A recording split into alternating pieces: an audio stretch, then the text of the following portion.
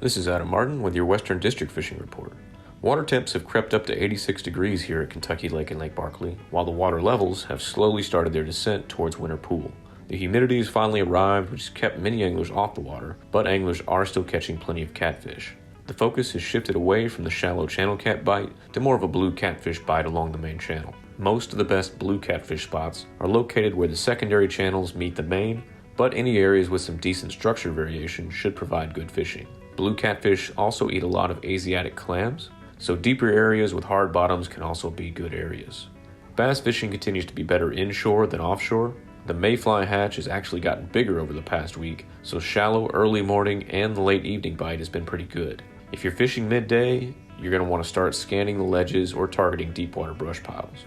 When it comes to ledge fishing, the amount of discharge at the dam can be the difference between a good day and a bad day, and will also affect their positioning along those ledges. Discharge is generally going to be pretty low for the near future, but pay attention to the TVA app because the amount of discharge will fluctuate throughout the day depending on electrical energy usage.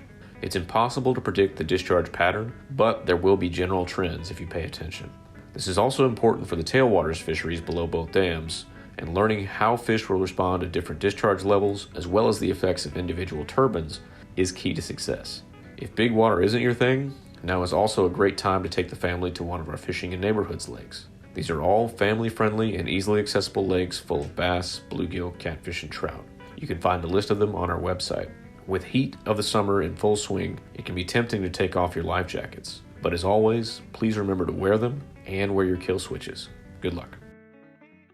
This is Jeremy Shipley with a fishing update for the Northwestern Fisheries District. Nolan River Lake is back to summer pool. Bass fishing has been good, with good-sized fish being caught, especially a bunch of fish in the 3 to 5 pound range. Late afternoon or evening and overnight fishing have been very productive and is a good way to cope with the summer heat. Target main lake points 12 to 15 feet deep using various jigs, plastics, and deep running crankbaits. Blue black, melon red, and smoked purple have been good flavors as of late. Crappie fishing has been fair. Anglers are catching good numbers of fish, but mostly smaller fish. Target brush 10 to 12 feet deep. White bass are on the surface, hitting inline spinners early and late at the mouths of the creeks. Check Rock Creek, Dog Creek, Canalaway and Davis Creek, and also Cane Camp Branch. Rough River Lake is several feet above summer pool and falling very slowly. Bass fishing has been fair. Decent numbers of smaller fish are being pulled off the flooded shoreline, but bigger fish have been more tight-lipped. Try main lake points with deep running cranks or dragging plastics about 12 to 15 feet deep.